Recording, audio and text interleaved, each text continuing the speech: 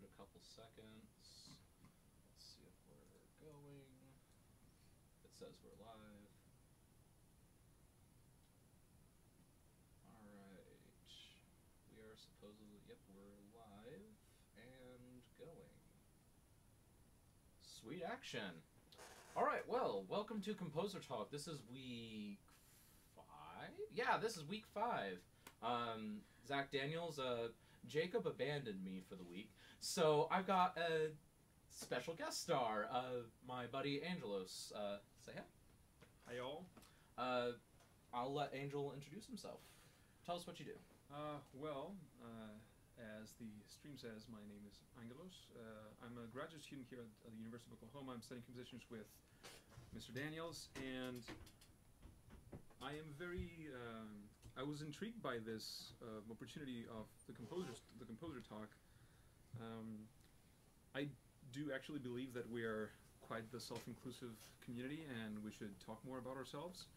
And one of the reasons why I wanted to come here is because Zach's a very good friend, and at the same time, this is a prime opportunity to tell you that being a composer means you need to communicate with people.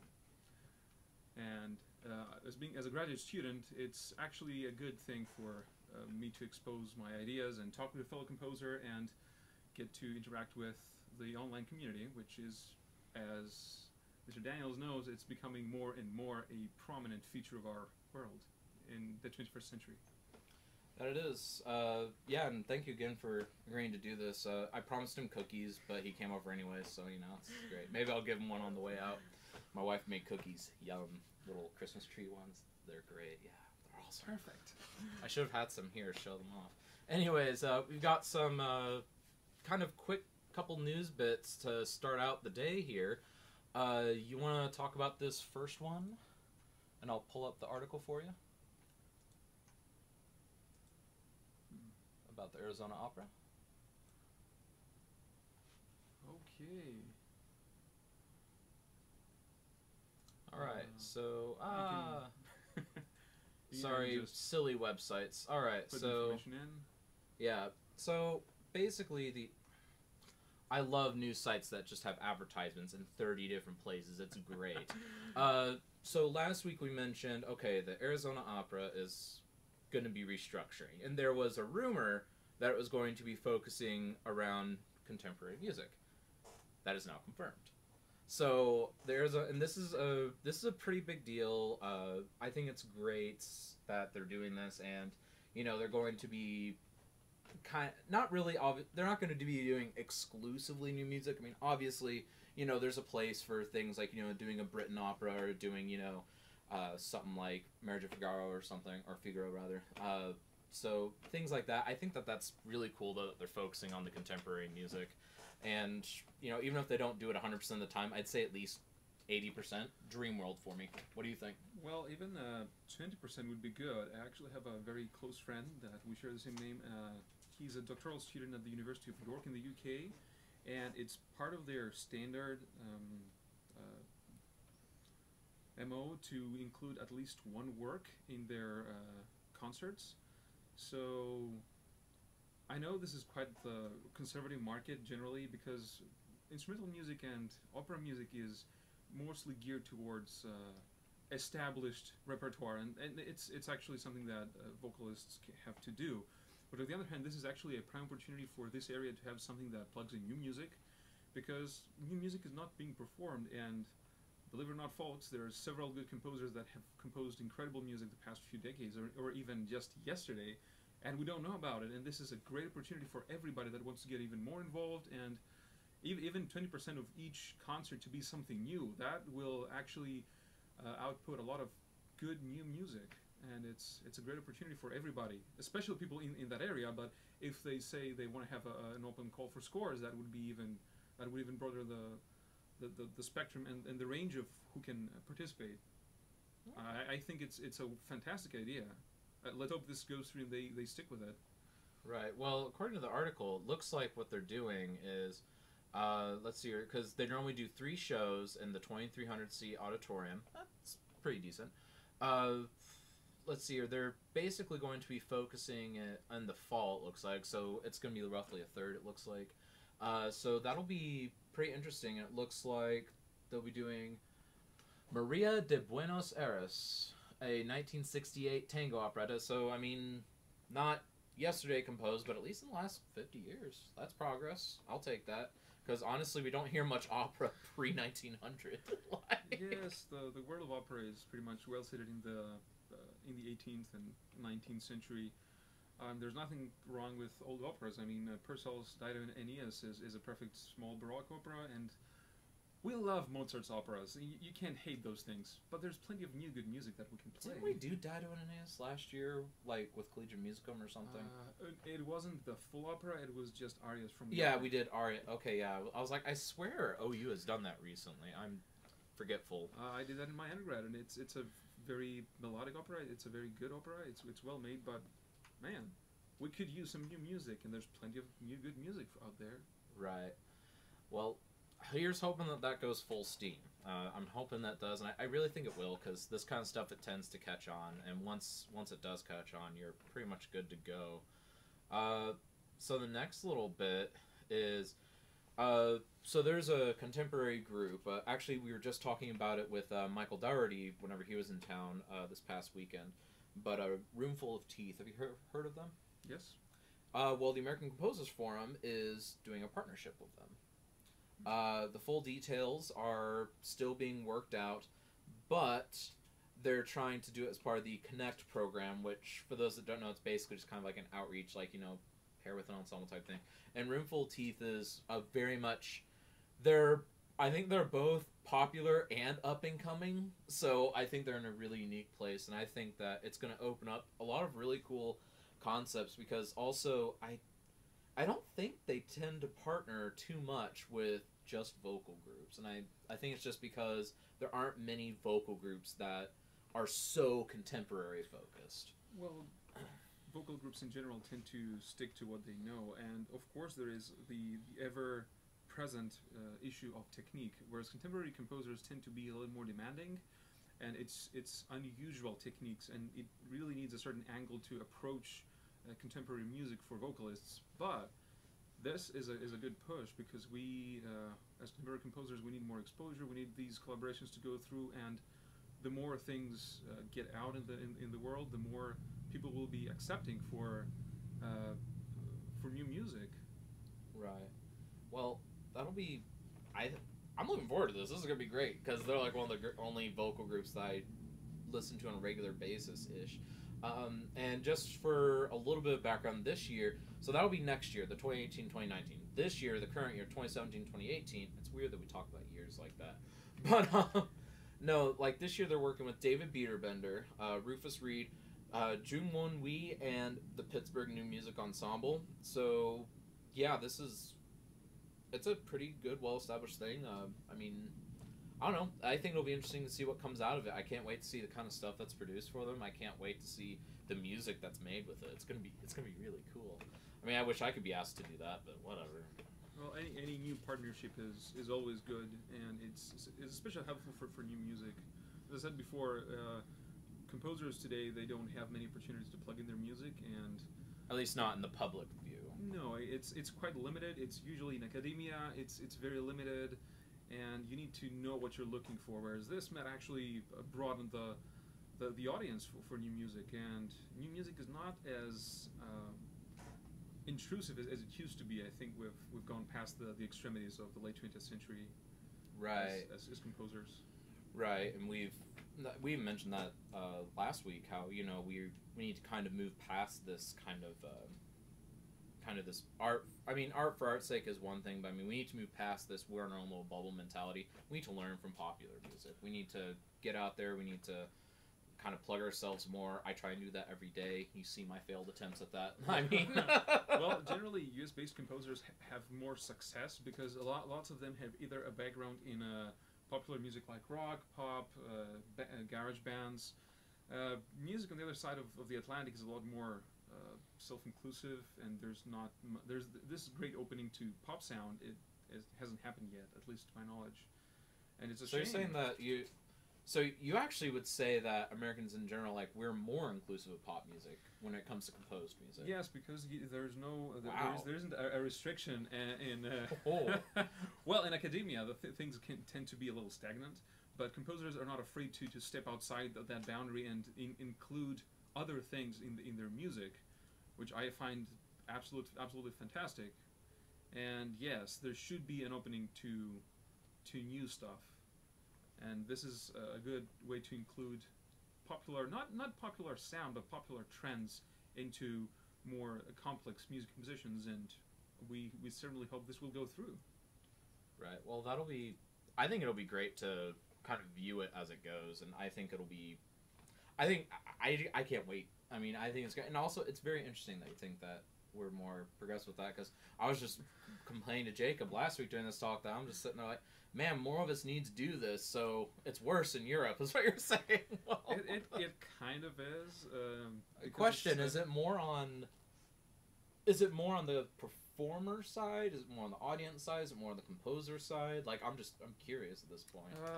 It's more on the composer side, I think, because I've met several professors from Europe, and they tend to keep pushing the old style, avant-garde composition, like try to push the boundaries of everything you do. And of course, on the other hand, as being in academia, I also agree with trying to pushing the boundaries and creating new music. But on the other hand, if that music tells nobody nothing but the people that deal with the technique of the composition, then why is it any good? That's an interesting way of looking at it. Music should have a different meaning to people, and this plug from the with this new ensemble, with this new collaboration, is the perfect way to get that music into the open space of common public and common people, instead of just shutting out ourselves in universities and. I like how you put it as shouting at ourselves. I mean, it's kind of what we do sometimes. Well, it is what we do, because there is no collaboration there. Whereas if a major organization just tries to bring us out in the world, or brings the world to us, then I think there will be more things to come. So I'm also looking forward to that as well. And fingers crossed, let's hope this goes through. Let's hope it goes. Yeah, it'll be great. All right, so another quick little tidbit, the Hewlett Arts Commissions, this is kind of like this is a relatively big deal. They've announced their 2017 commission sequence, so if you go to the website, I'm going to link it in the description below, but yeah, if you just go there, they're doing 50 arts commissions. It's just kind of a relatively established way to get your music out there. And it's fairly competitive, but I mean, the artists that participate, they go places. So definitely go check that out. That'll be in the description box below. Be sure to check that out. So on past the news topics for the day. So Angel, we were talking. Actually, you and I were talking a little bit about kind of the use of the library in academia and all that. And Jacob and I, we recently participated in kind of a listening session for the libraries here at the University of Oklahoma, and how they can better serve us as composers. Like, how do we use the library, this, that, the other. First of all, really cool things coming, potentially.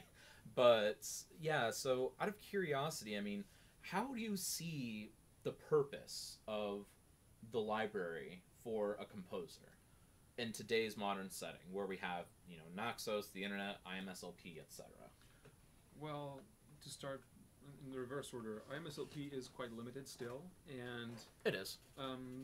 there are most of the things on there do not fall under any copyright, because it's older music, which gives us access to scores. But it's just those versions, whereas a library can have different versions, they can have prototypes, they can have manuscripts. So a library can still be a repository of physical items that serve us as composers. Now, regarding all the online sources, they're great. I love them. They're our window to the world without us needing to do anything. So the library is still the way to access those things.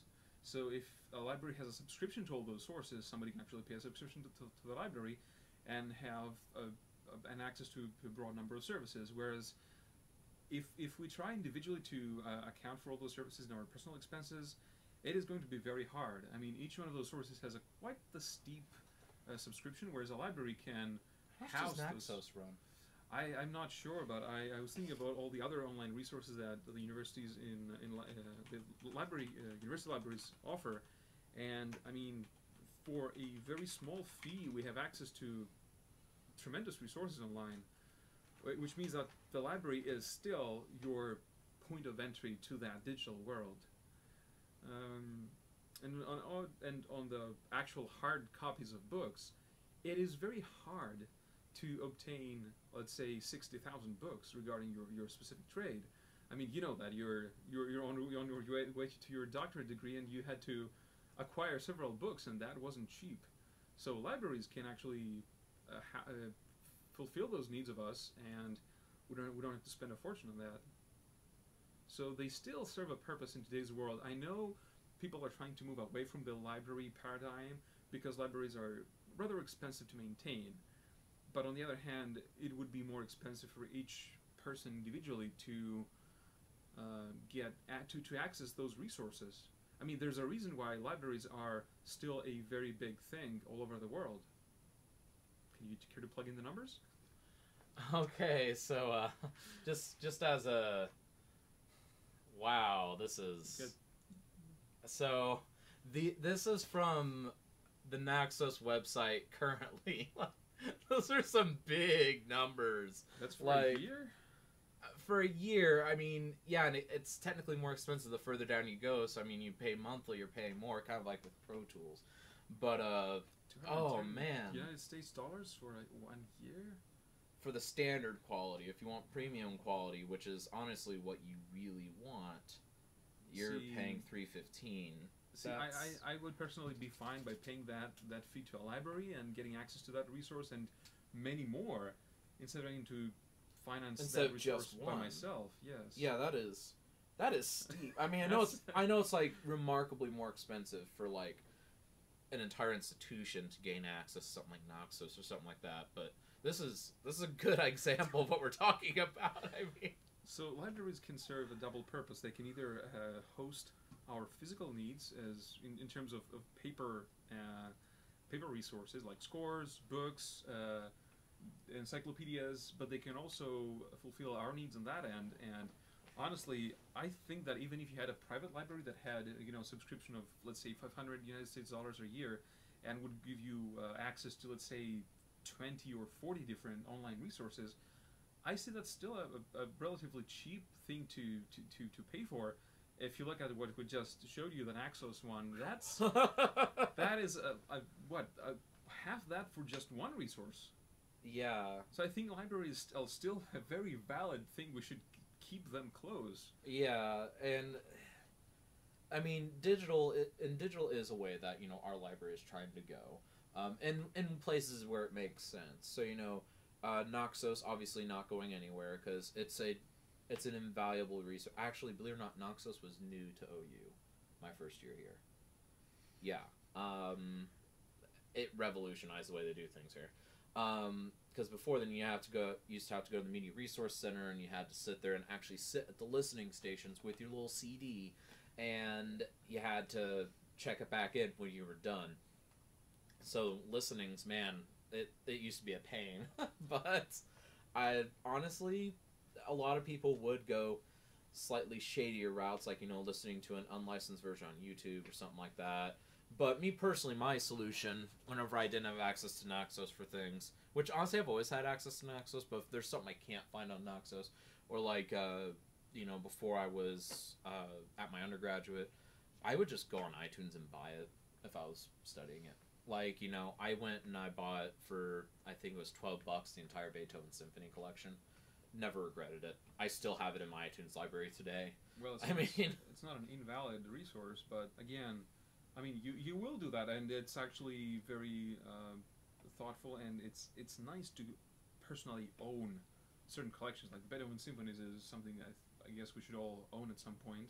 Yeah. Even if you never listen to it, just own it. It's so quite it's there. important. It's quite important, and it's always something good to listen to. On the other hand, how many resources? Again, we go back to the problem of how many resources can you spend per year individually to meet your individual needs. We're not talking about me this year, right? No. Okay. This year, you're a different case. I've gone a little excessive this year. Well, it's for academic purposes, but then again, Yeah. I'm talking about the general idea of you should have somebody. I mean, as a composer, your life doesn't stop after you get a degree or an undergraduate or a graduate degree or even a postdoc degree. We still need to have access to different resources, and again, go back to the library stuff. Individually, we can only do so much. Right. From that point on, we need somebody else to provide those services to us, either for a minimal fee, or through an institution or a public resource. Like public libraries tend to have their own resources. Most of the times they're not accessed remotely, like universities offer us.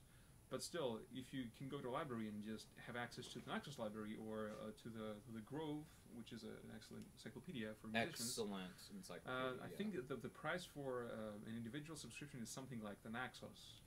I think it's a little cheaper, but yeah, it's in that price range. Like I think you have to pay something like $18 a month.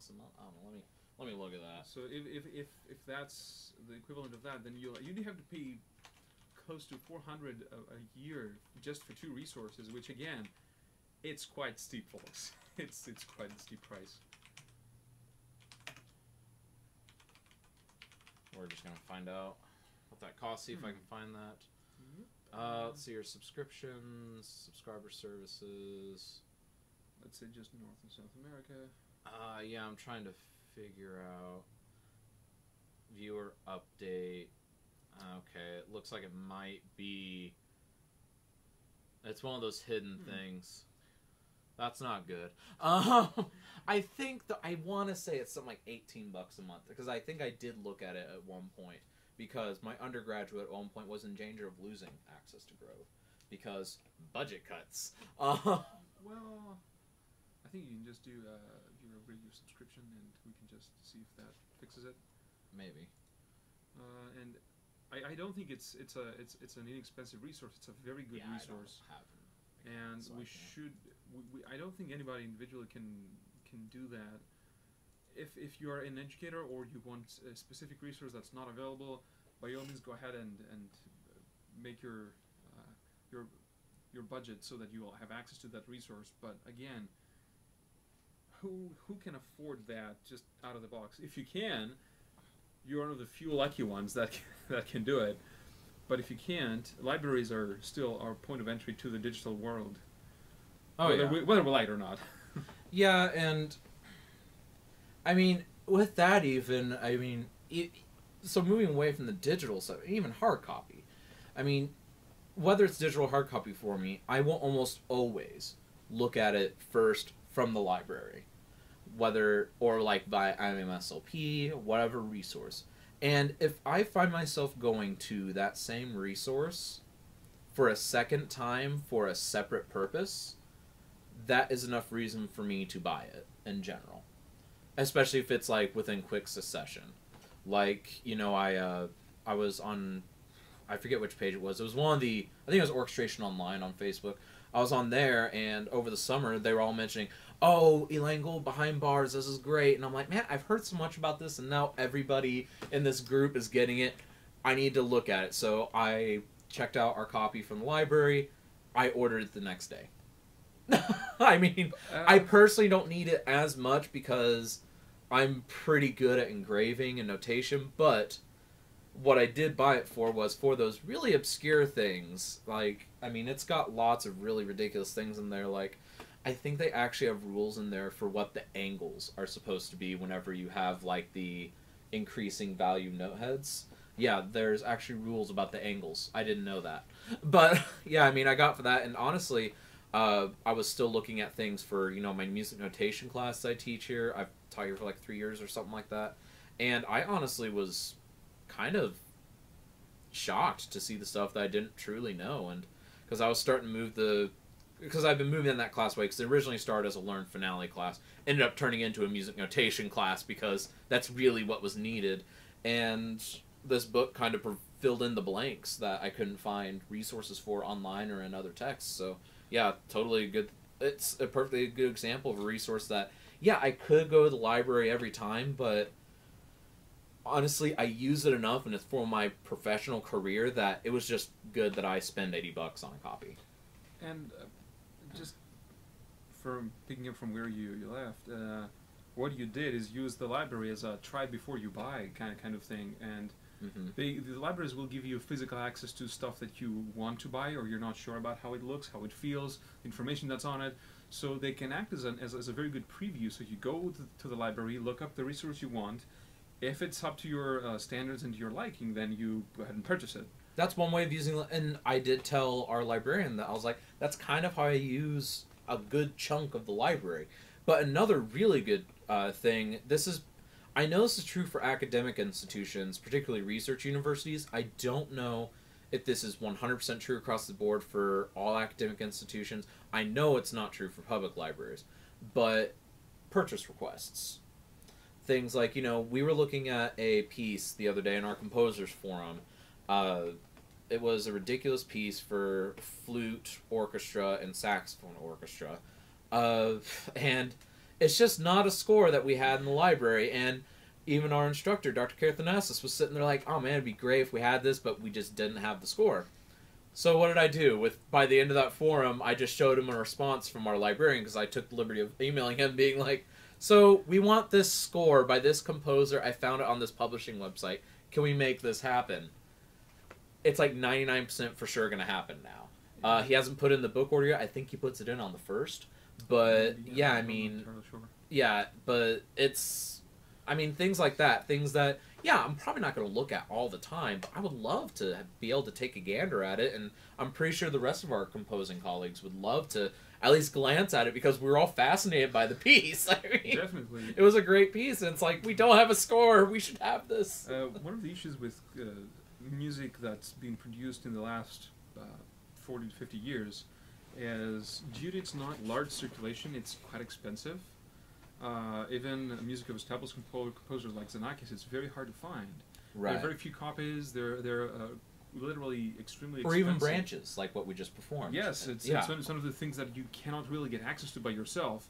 And even if you request it from the publisher, they might tell you, well, we have very few copies and we only have library requests. So they're going to honor those requests first because they pay better, they are on time, you can negotiate with them, whereas if you're an individual, you either get the price they tell you or just don't purchase it. So if you have access to a library, or like what you did with our librarian, if you can have somebody purchase that for a library that you're using, it's more than likely that you will get to that resource without spending any money on your own.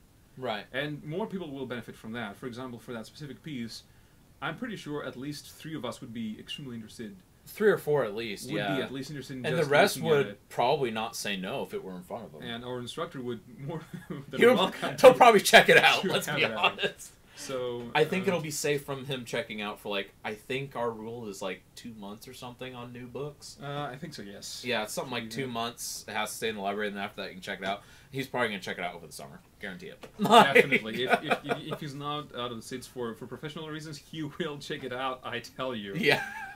So... But yeah, so that's... Musicians. Yeah, it's a good use of a library, and it's not the first time I've done that. Like, last year we were doing... It was Ecstatic Waters by Stephen Bryant. Wonderful piece. I think you went to the concert? Did you? I'm not sure. It's the one that has, like, the electronics and band. I can't remember. Da, da, da, da. I think I know Has, what like, a you're big talking soaring horn line that they actually nailed. Horn jokes. Horns. Be careful around them. Yeah, I know, right? But, yeah, so basically I did it for that because I was just telling Matt Stock, I was like, so we need to buy this because it's a great resource and I would love to have it for personal use. And so actually, because of that, he overrode that, or he didn't override for that general rule about 2 months sitting on the shelf before it can be checked out because he knew that I wanted it for personal reasons for the composition studio. And then I was able to sit there during the concert listening to this awesome piece of music with a score that I didn't even have to buy, and it's still on the shelf today. I mean, it's actually been checked out several times over the past, like, not even 6 months. So, yeah, I mean, just things like that. It's a great use of a library. Again, I'm not sure though if it extends past research institutions. That's the only thing that I don't know. Libraries tend it highly depends on the place they are, on the rules they're running under. For example, I think public libraries have more freedom depending on their budget.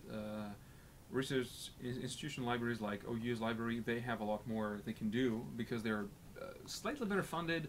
And well, also, I didn't know this, but they have a certain budget that they need to spend each year on acquiring new books as part of being a research institution. So it makes sense. So everybody that's related to those libraries can take advantage of that, and if they know there's a resource of any sort that they need or they feel that would bring the library up to date, then they should definitely contact their librarian and tell them, hey, I know you have this budget, you have your ideas, let me give you my ideas, like we did with the score. And there you have it. You have new things coming in, and it's always nice to have access to more resources. And sometimes it's not even us. Like, what a lot of the librarians do, like, part of Matt's job is actually just to kind of scour the web, scour all sources, see if there's any big hit new books coming out. Like, you know, he got a copy of the Philip Glass memoirs on release day for us ordered. Like, I mean, we've had that for a couple of years. I think it's only been checked out twice because I think me and Chelsea were the most interested in it. We both bought our own copies. So, yeah. But by the way, totally recommend that book sometime. I'm up for reading the library sometime very soon. Yeah, and like you should. Well, yeah, it's true, man. You're getting ready to have some more free time. Yes. Yeah, it'll be great. But no, so yeah, I mean, yeah, lots of good resources from a library that you can just, even if they don't have, they can acquire. So I don't know, it's interesting. And then on the topic of like, so back to the root question of how do you use the library? I mean, we've covered that. I mean, kind of using it as a shop around before you buy type thing. That's obvious. If you let's just say find a Xenakis score that you absolutely fall in love with and you want to study beyond all belief, you're going to study it there first, and then once you get to the point that you're going to start marking it up like crazy, you're going to buy a copy, and it's going to be your copy forever. But, I mean, aside from that, like, how do you use, for instance, just our library here? Well, my use of the library has been to find out specific articles on journals that we have online that are available. I've looked several books up for electronic music. Right. We have an excellent collection of books from a couple of UK-based composers and theorists. We've actually got a lot in that area. A surprising amount. Well, the problem is only UK-based composers have actually written down stuff about electronic music, and it's a shame because there's so much. There's been a couple outside UK composers that have, but you're right. It's the bulk is there, and they're in France. I think one of our Yale professors wrote something not too long ago. Yes, but still, there's resources. But it's more like a general guide. It's kind of like a listener's guide, really. Yeah, that's my basic use of the library, and then I've checked out CDs from the Media Resource Center, those that are still not online, which is, I mean, they're not that many, but I think still we have things like the Samus series. Yes, these are some collections that are not online yet, or I think they may be if you're a member of. I think if you're a member of Samus, you can access it there.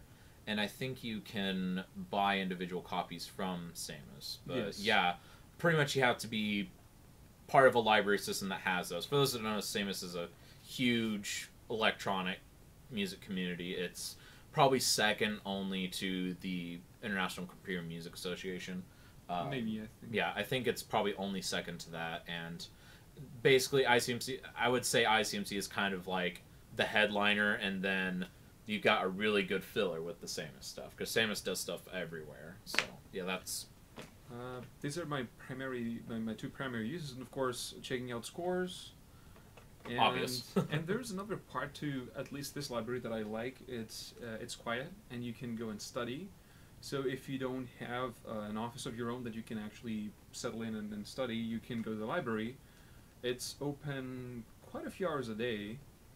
And it's nice. Also, if you think that this library is restricting, it's really not, because it's part of the larger library facility of OU. So you can go to the main library, which is open many more hours. And Oh, yeah. For finals week, I think it's open almost 24/7. It's open 24/7, I believe, the last 2 weeks of every semester. I think so too. So libraries provide even that service, which I have used a couple of times. It was noisy in my apartment. I really couldn't work anywhere else, so I just went to the library. It's a cozy place. You can have your books if you want. And hey, if you're there studying and you think, hey, I'm missing that piece of information, you can just walk to the shelf and pick it out. Yep. And the thing that I do like about our main library, just slightly sidebar here, is I love the fact that you can kind of see the collection of OU's collective knowledge. Because we have something here called the Great Reading Room, and also a small side room next to it. Well, not even small, it's a large room connected to it now, that are filled with every thesis and dissertation produced by someone at the University of Oklahoma. Oh my goodness, it is really cool to be in that room. Like, you can go in there, you can look up, like, let's just say I end up being a famous composer somewhere. Someone's like, oh man, I wonder, oh man, who's, oh sweet, I know this guy. He teaches at, let's just say Northwestern or something. He teaches at Northwestern. He's a cool composer. I can kind of see what he did. And I personally use that sometimes as kind of like a measuring rod, just to see, you know, it's kind of a confidence boost, like, am I actually doing well? And more often than not, you'll find that you're doing just fine. Especially if you look in, like, the last 20 years or so, because beyond that, I think, is relatively irrelevant to the world of music as far as composition goes. But as far as looking at theses and dissertations, I mean, I think looking at the last 20 years or so, it gives you a really good scope of, like, what you should be expected to do. Because there's no real stinkers, because, I mean, they have to be approved by your committee. So, I mean, Yeah. they're not going to approve a pile of poo. Well, on the I same, hope. And on the same note, music has been more and more evolving in the past 20 years. Before that, it was more focused as a trade than Right. an actual research area. People were more focusing on, hey, this is how you play this instrument, this is how you compose stuff. But the research that started being more serious is about 20, maybe closing to 30 years now. And that's more for European universities, because they are slightly older and they were more serious about that a little earlier than American universities. But everything is now about those 20 years. It's solid knowledge. Right. Well, actually, I've been thinking about this a bit lately, because, you know, I'm experimenting with my music a lot lately. So something I've thought about lately is kind of, where does this strive to do research come? And I actually found myself doing a lot of things that Cage or Crumb or any of those other cats would have done. And I've actually come to the conclusion on a personal level this past week or so that I think music research has always existed, just in the past it was called avant-garde.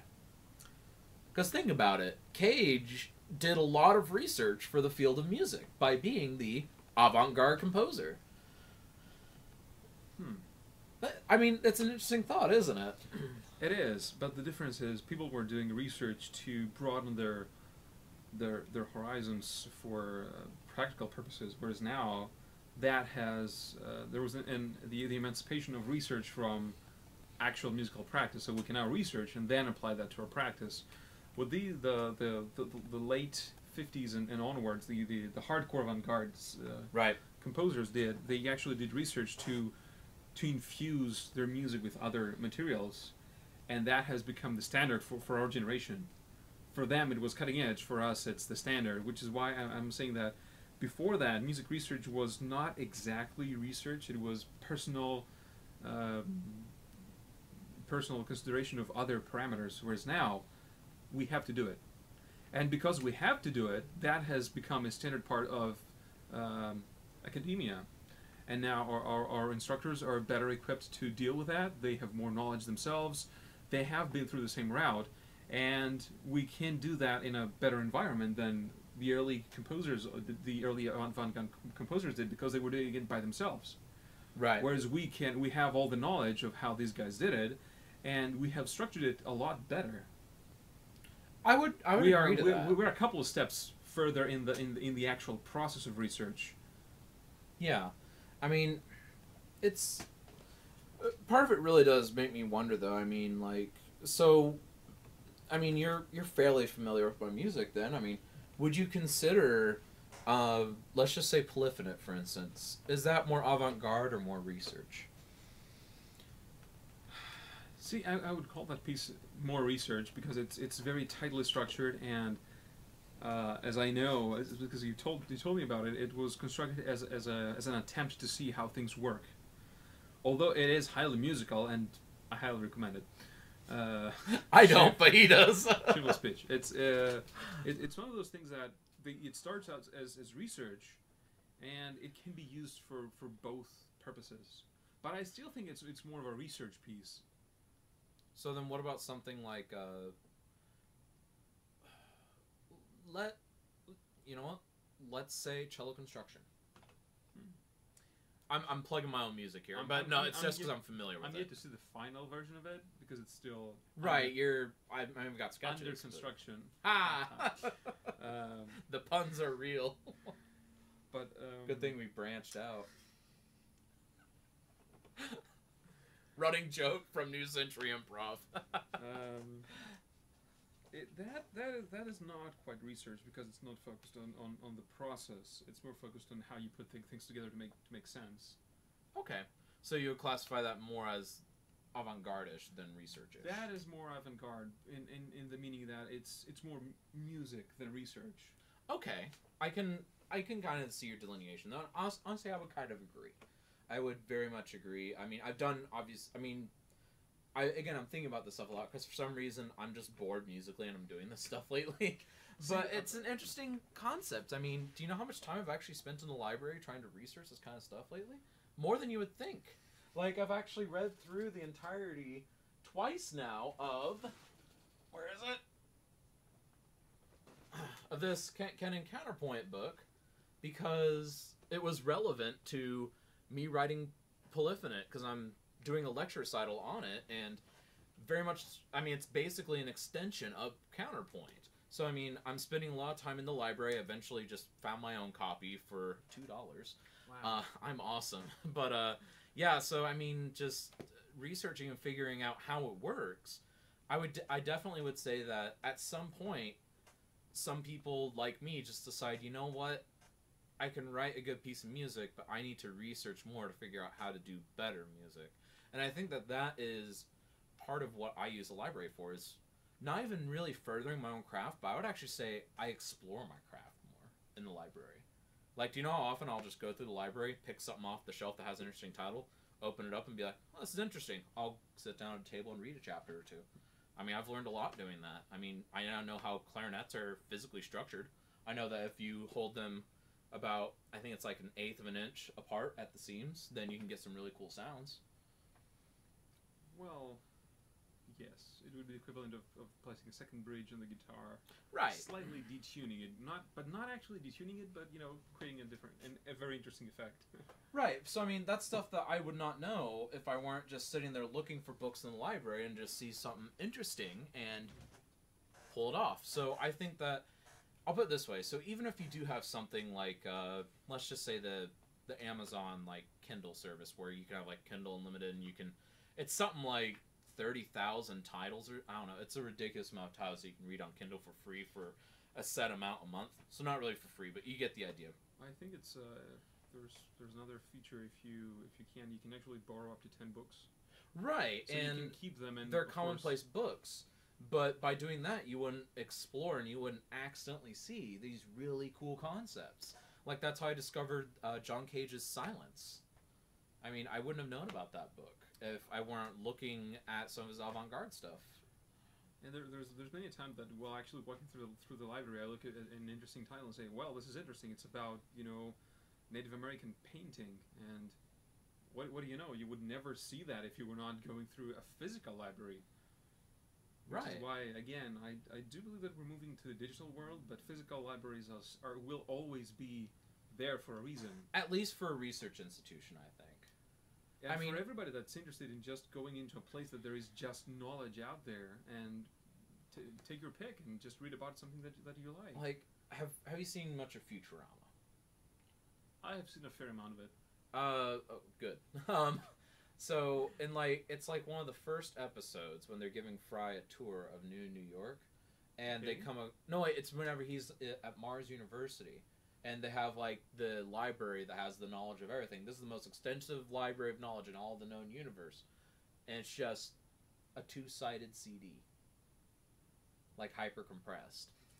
Like, yeah, that is an interesting concept, and I actually think that a lot of things like community colleges, smaller universities, you know, small private institutions, even places like my Drury University where I got my undergraduate, I think that they might move to that eventually as kind of, well, because think about it, I mean, You know what? Just you just need access to the knowledge a lot of Yes. cases. But in our cases, we're at a research university, we're often doing legit research. yes. In which there's, cases, a physical library has distinct advantages. And there's another problem with having digital copies. I myself I'm in possession of several, maybe hundreds of books at this point for different subjects, which I have been gifted from different people. And my undergraduate, my professor was like, "I have this copy of a book. I'm gonna make a gift to you, because it's cheap for them." And it's like, well, it's an interesting resource. Just have it, and you can Right. keep it.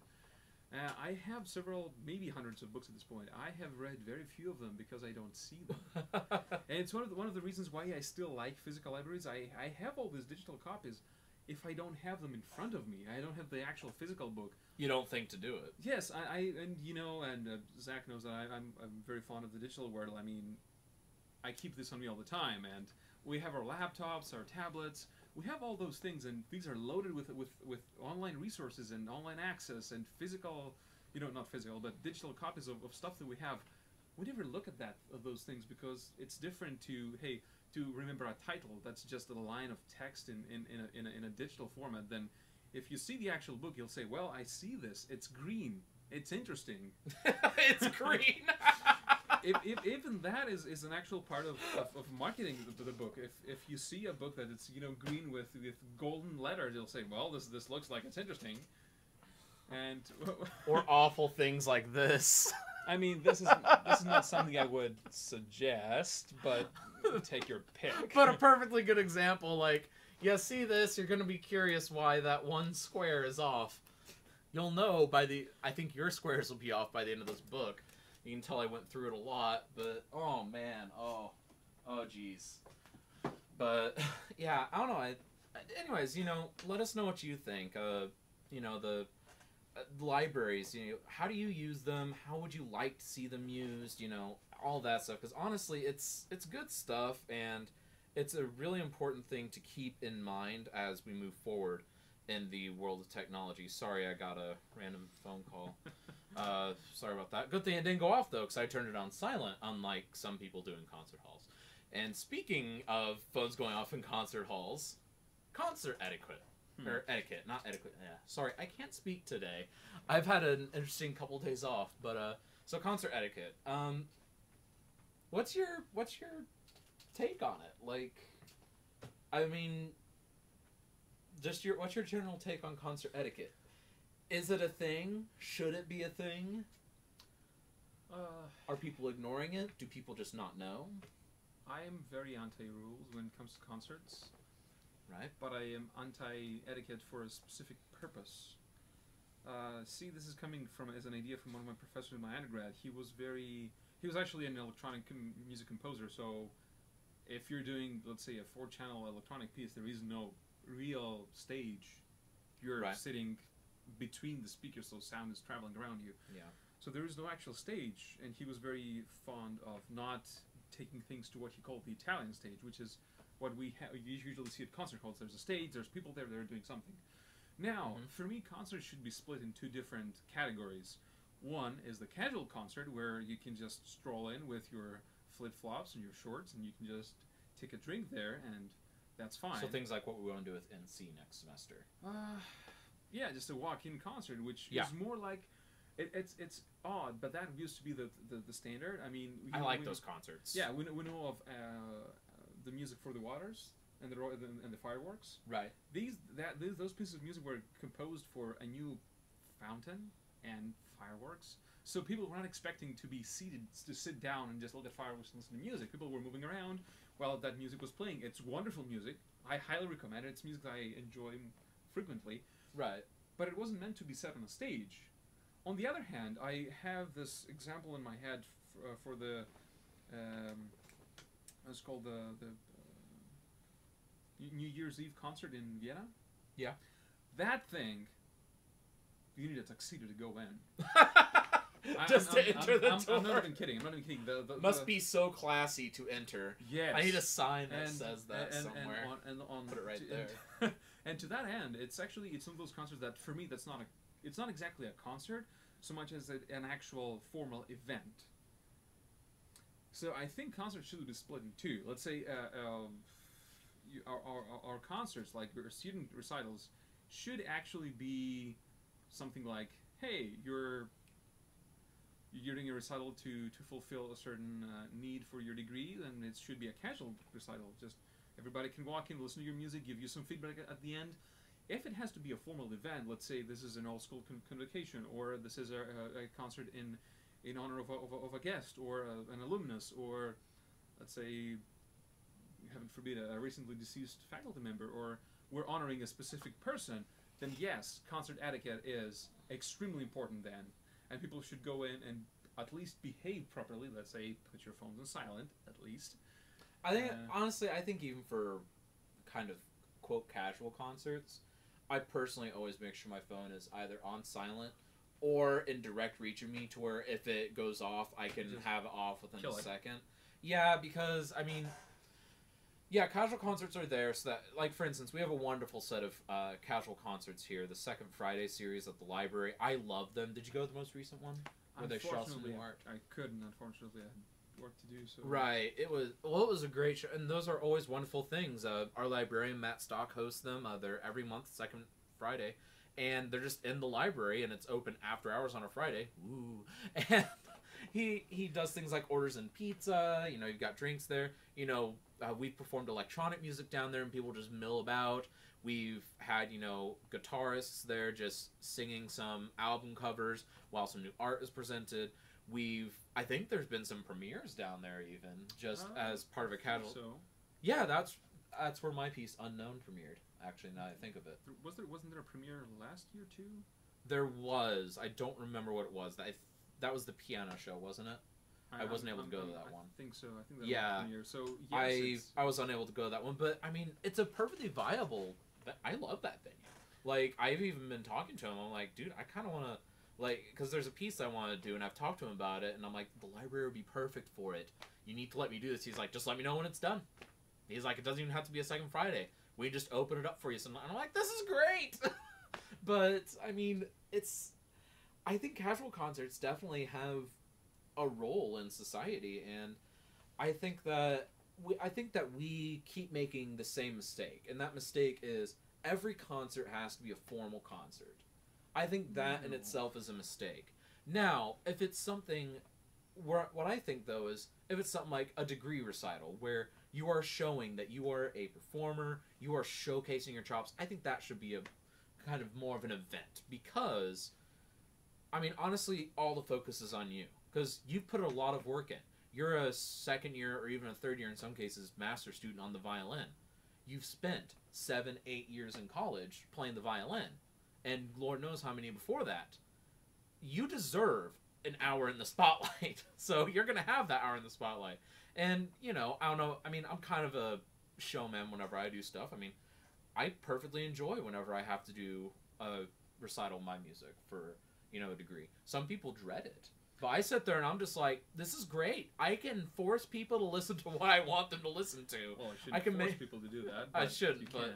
I can, and I can do basically whatever, and I can show off my utmost artistic self because I'm not kind of trying to vie for attention.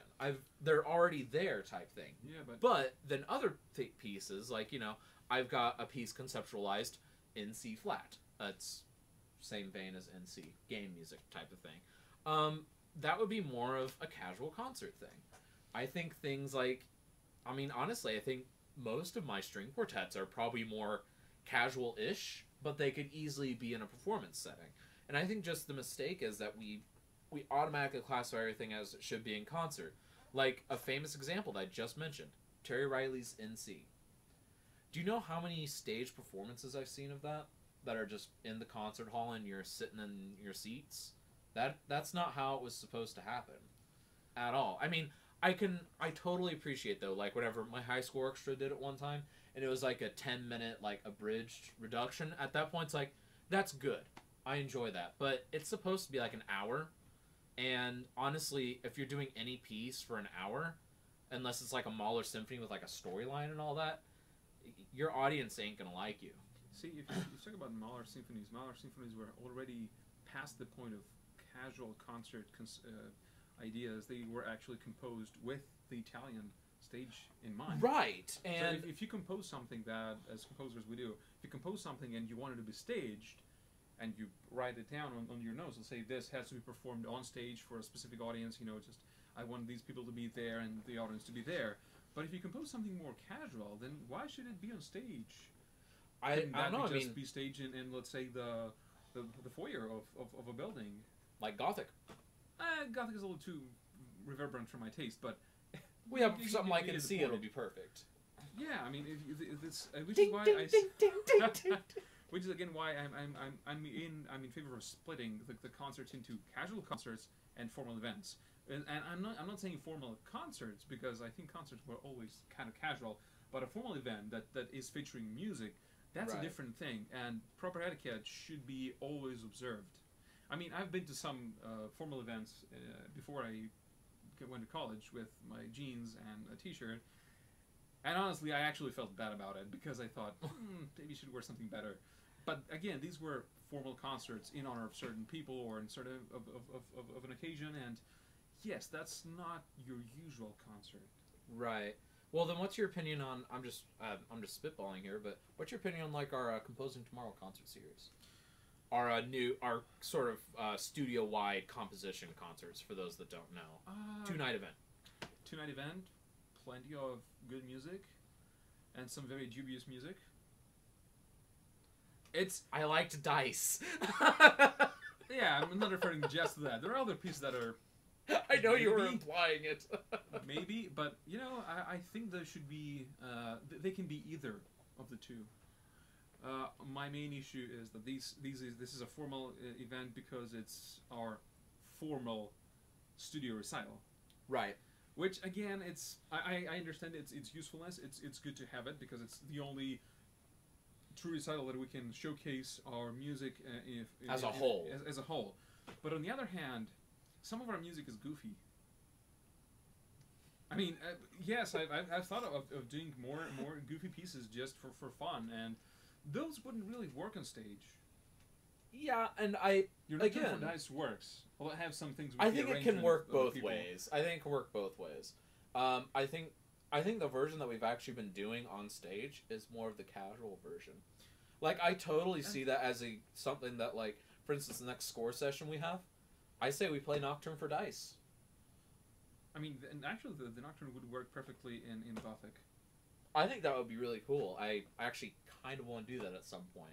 But that's a different topic. But, I mean, I don't know. It's interesting to think about these casual versus concert things. And I think that a setting can change that. Because, like, the current setting that we're using, I think it's technically more of a casual setting that we've been playing that in. But if I were to change it to the ARC format that I've also written down, where it's like 8 people, they each have their own table, that is totally more of a concert setting. That would be totally a formal. Yeah, and so that's setting. a perfect example of a piece that it can be formal, it can be casual, it can be public or private, and that is, I don't think many pieces have that unique ability to chameleon Switch across, between but the two. yeah, but in general, I think knowing your piece is really, really important. Oh yes, and actually on the same subject, string quartets can be either or. It depends on the string quartet. Like, for instance, I think my most recent string quartet, man, I think it can be both because it has a narrative, but at the same point, it's perfectly good music, and there's parts of it that, yeah, it's really interesting, but it's not critical that you hear every single note. I would like you to hear every single note, but it's not critical to the message that I'm driving across. Because as long as you know in your head, this is the story of man, you can kind of put together, oh, and there's the fall, this is kind of eternity, and this is kind of a big epic heroic thing type thing at the end. So, I mean, as long as you get that, you've got the concept of my latest string quartet. But I mean, I don't know. Have you written anything that's more in a casual setting? Because I mean, you've done a lot of electronic music since you've gotten here. And that Yes. tends to be more of either installation based or concert based music. See, the equivalent of electroacoustic music in terms of casual and formal would be to do something that is very precise and you want people to actually be fully immersed. Right. Which would be, I think my last piece is more, it's more formal. I think the old words, because it has okay. all the texture in it. But I could totally see that. I've thought of doing something that's more soundscape oriented, and I think soundscapes are definitely that more would casual. be just casual. We had a big event in my undergrad where we had an installation with 3 or 4 different rooms that you could actually walk through, and one had a soundscape playing from speakers, the other one had a headphone soundscape, and the third one had a video and sound to it. And it was just looped. That's cool. So that is it was all good. It is all well composed. Of course, the soundscapes, the earphone soundscapes were actually true soundscapes. They're sort of Right. walking through a museum, so there was no point in putting that on stage. But again, that is entirely casual, and I am all against playing that kind of music in concert halls. I mean, that's not why the composer did it. Right. He just it want was- to show something to the people, and then we had another place that we had a second installation that was just a room with a soundscape running through it. It was a variable soundscape between something like city and concert hall and going back and forth. So yes, I would like to do something like that. And So then, question: what about Dr. K's thing they did last year at the Lightwell Gallery? that no, you mean the performance or the installation? The installation, The installation is just casual, and I think of but the installation installations- was based on the performance. So that's the part where. So honestly, that's actually a good example of an electronic piece that's both. Our professor, Dr. Karathanasis, he wrote a piece that, I mean, it had a concert, like, kind of for the big grand opening and all that. It was really, really cool. He collaborated with an artist, and, like, it was about kind of weird environments, all that stuff. And then after that, they turned on the installation that for the next, was it for like a month or so? I think it was 20 or 25 days. Okay, so it was pretty near a month. So it was 3 or 4 weeks, somewhere in there, that you just had the installation going, and it had a lot of significance for me because I was there at the premiere. So I was able to sit there at the installation while I was just looking at some of the art that they were cycling in, and I'm like, huh, I remember that. That was really cool. So, I mean, it was just kind of an extra little thing. And even if I were a casual listener, the music was perfectly good. I mean, there's no bad thing about it. There was another part to it, though. It was the performance part where the installation turned into an actual performance. Right. Of course, it was an improvised performance. It was a kind of a structured improvisation using sounds from the actual installation and the sculpture that was put on stage. Then having him ride the electronics to, yeah. Plus some other minor things that he would do on the controls. So that is a very good example of from how you can turn something that is entirely casual, which is the installation part, that doesn't lack any musicality in it. It was good Right. music. It was an installation. You could actually enjoy it either as is, just as is, or you can interact with it, and that could be transformed into an actual performance, which actually I was there for, and I had to take care of some of the technical background, and that was Yeah, I actually remember. that was actually quite fine. So you can do both, Right. but you have to kind of think ahead. For example, I'm trying to put together a string quartet that will be, this goofy little thing that will actually snap in between and transform it into something different. And I'm thinking about it, and now that we're talking about it, I think I'm just going to turn it into something that could be either. So you could put it on stage and it would work. This is perfectly what as a we stage do. piece. We change perspective. Well, we sort of have to, don't we? Yeah. I mean, if you have a single perspective on things, you're just like set on your ideas. And if you're a composer, there's 2 ways. I had this discussion yesterday with somebody that it was like you can either have your own voice. We've talked about it. Composers find their own voice early on and then just follow it, or others don't have a voice throughout their life. They're just constantly struggling with new things. So if you have your own voice and follow it, you might actually find your music stagnating. Right. Whereas if you are actively developing, actively trying to change your perspectives, it would actually create, I think, further growth. And it's a way to grow beyond the norms. I mean, if you have your own voice, you can kind of create your own label, Right. and sell it, which is good for popular music, and it's good for composers to be recognized. I mean, there's, hey, this is Daniels, this is Well, and on that talk, I Such mean, and such. I know I have a small collection of sounds that are like, okay, this is a Daniels piece, but at the same time, I can escape that when I want, and I think that is important, and I think that's kind of why I'm doing these improv pieces. Honestly, is to kind of escape that for a bit, and to kind of. I think it's because I'm bored. Dr. Lamb thinks it's just because I'm ready, but you know, that's professors for you. It just may be both. or he's just like, Zach, you're broken. I'm just gonna let you do whatever. Anyways, well, Angel, thank you so much for joining us today. Thanks for having me here. It's been Yeah. a wonderful experience. Yeah, well, you know, and thank you guys for tuning in. This was Composer Talk Week 5. This is Zach signing out. Peace out.